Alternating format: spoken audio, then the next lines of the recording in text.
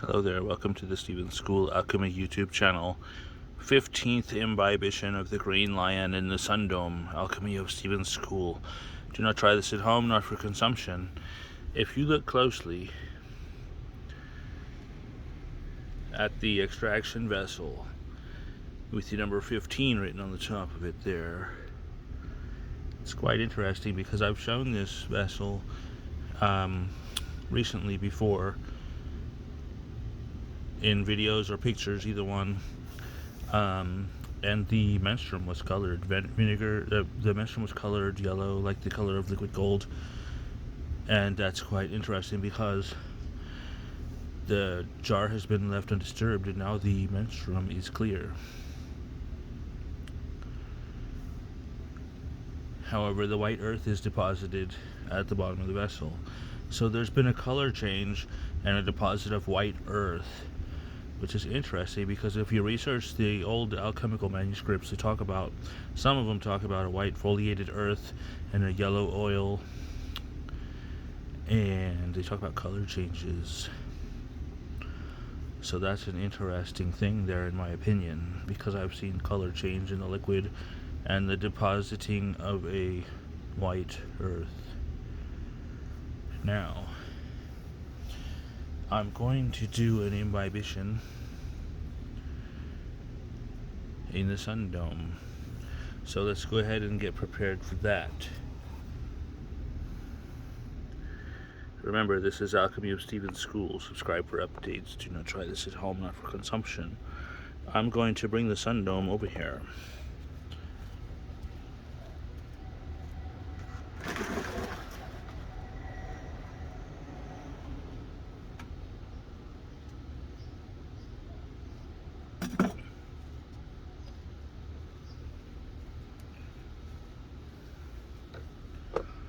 And I'm going to move this jar that we looked at up on the table. And the reason I wanted to film the jar before I moved it is in case the sediment at the bottom is disturbed, muddying the waters, so to speak. And it disturbed the white sediment a little bit, not too bad. Quite interesting. Quite interesting.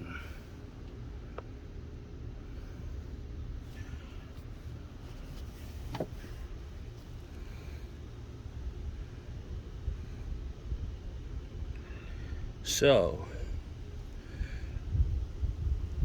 if the liquid became colored yellow, as in the writings of Theophrastus Paracelsus, and a white earth was deposited, and then the vinegar became colored clear, do you think if it was left to time that a process would continue coloring the white earth, perhaps red? I'm not saying it will or won't, but it's food for thought. I know when I studied old alchemical manuscripts years ago, I read things like the work is one, the vessel is one, the matter is one. But also, I read, apparently it was believed that it was easier if two vessels were used instead of one. And in my opinion, to use one vessel means I would be doing all of the work in here, which means I would have a different type of cover on here, like a dust cover, allowing this to evaporate and then at dryness repeating the imbibitions. But to use two vessels, I'm pouring off the extract into another vessel for coagulation. And so, this is the 15th extraction, as I have written here, which means I'm going to be doing the 15th imbibition.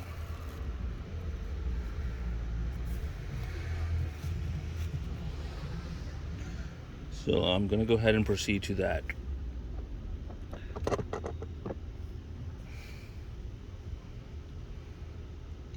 Notice I wrote here, Sun Dome Alchemy, so that I know which experiment this goes to, and I know which extraction I'm on. I'm on the 15th extraction, which means I'm doing the 15th imbibition in the sun dome, which will mean I'm doing the 15th coagulation. And we've seen color changes in the sun dome. I've seen green, what appears to be black, yellow, white. Interesting color changes without the laying on of hands and without the use of any type of artificial heat source like electric hot plate or gas flame, but instead only the power of the sun. Notice the white color as I pour off the extract. It reminds me of the writings of Michael Sindavogius, where he talks about the virgin's milk. The virgin's milk. Could it be that this is what he meant? I'm going to place the cover on the sun dome.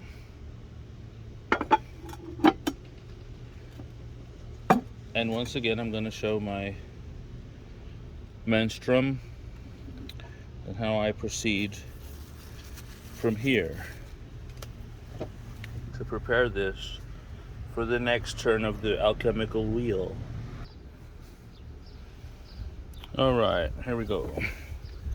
I've placed the cover on the sun dome. I have a couple of markers here. I'm going to pour new menstruum on here. Notice some of the white stuff has begun sticking to the glass. In my opinion, and this is my opinion, that means I waited too long to do an imbibition. I think I should have done the imbibition sooner, before this material started sticking to the glass here. Now that is only my opinion. So here, I'm adding the first part of my menstruum, which is my white vinegar. It's just store-bought white vinegar, which is mostly distilled water. And I'm going to look for the percentage here. It's diluted to 5% acidity. That means 5% acetic acid and 95% distilled water. I like the fact that the water portion is distilled water, because if it wasn't distilled water, then it could have impurities in it that it would add to my experiment, and I don't want that. So here's the second portion of my menstruum. Remember, do not try this at home. I've discussed this menstruum and its dangers many times. Parasitic acid can cause coughing, burning, watery eyes, things of that nature. So do not try this at home. This is for informational purposes only. This video does not constitute advice of any type, nor is it intended for any specific person. So there's still some more of the white stuff in there, and I'm sure more of it will begin to dissolve. But is it dissolving from the pyrite? Is it extracting from the pyrite? Or is it somehow changing it? Is it changing the composition? Another thing that crossed my mind is that gold is often found in quartz, which is white. A lot of times the quartz is called rose quartz, has iron stain in it, which means it had iron. And some prospectors say that iron pyrite contains gold. So this is my theory, that perhaps nature makes gold in the Earth's crust. Along the way, one step of the process, it becomes different things at different times on the way. One thing at one stage as iron pyrite perhaps, and then perhaps it evolves further until it becomes gold. Perhaps iron pyrite is just an example of nature making gold in the ground, which takes a long time, and perhaps the alchemist just studies nature and then sets the proper conditions in hopes of shortening the time. That is one of my theories on alchemy. So, If that's the case, and I've seen quartz with iron pyrite in it, I've seen quartz with gold in it. If the iron pyrite is evolving into gold, where exactly did the quartz come from? Because you see, I'm considering the elements. What elements does nature use to make gold in the Earth's crust? And if it's often found in quartz, then I must ask, where did the quartz come from?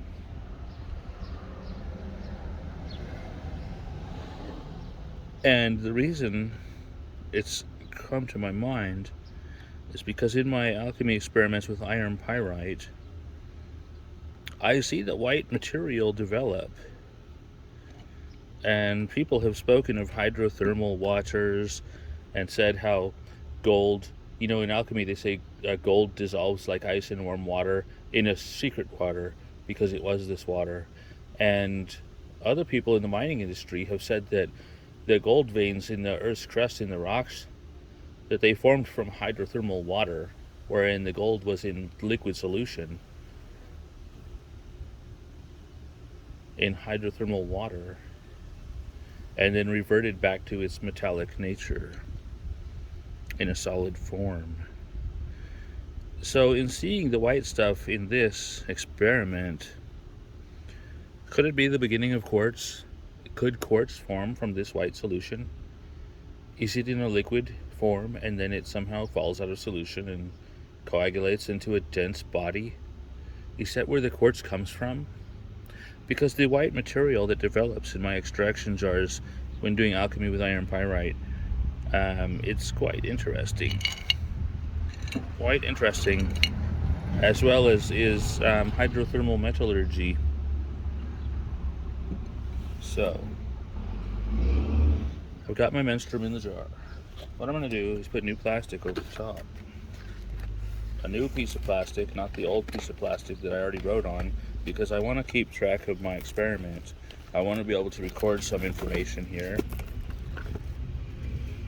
for future reference.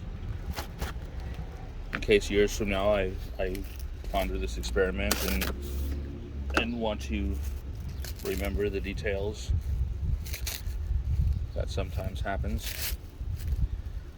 So I'm going to put the plastic over the top. It's designed to keep the dust out.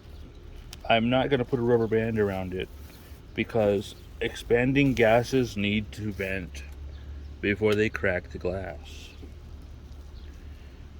And I'm leaving this outside because I don't want any vapors in my home. So, the pyrite looks like it's changing somehow.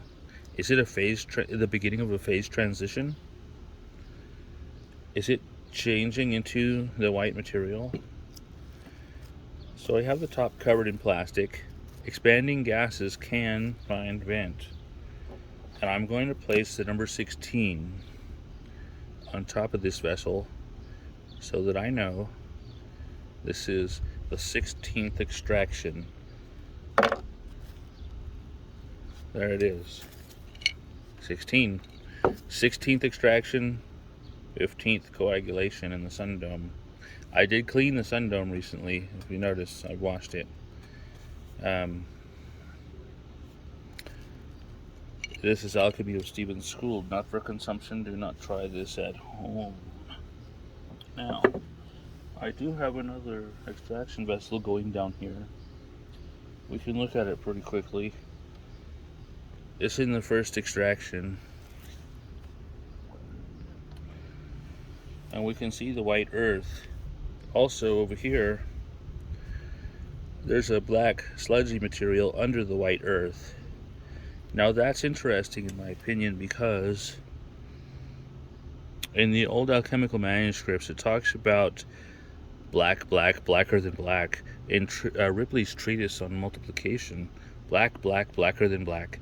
And they say in the black color, the alchemist knows he is headed towards success, because in the color of blackness, a good union is had. They're talking about the wedding of the sun and the moon. Now that's interesting because notice this vinegar, the menstruum, the parasitic acid is becoming clear. In previous videos and pictures, it was yellow or the color of liquid gold.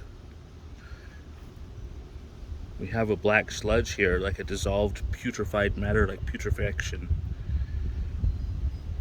And then from this is coming whiteness. But the yellowness is disappearing. So could it be that the sun and moon wed, the hermetical wedding, in the water? The black stage is formed in the dissolution and putrefaction, and from this wedding comes the white material. Could that be a good explanation of what I'm seeing here? If that's the case, would it be best to do imbibitions in a separate vessel like I do? Or should I have just put a dust cover on the top and let this come to dryness?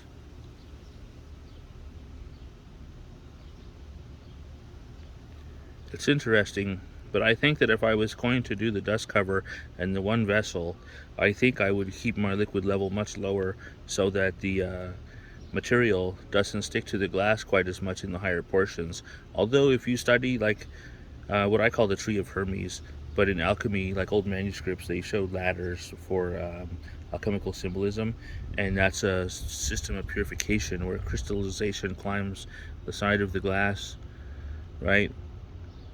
As the crystal matter climbs the side of the glass away from the kaput mortuary below, it becomes more pure as it climbs.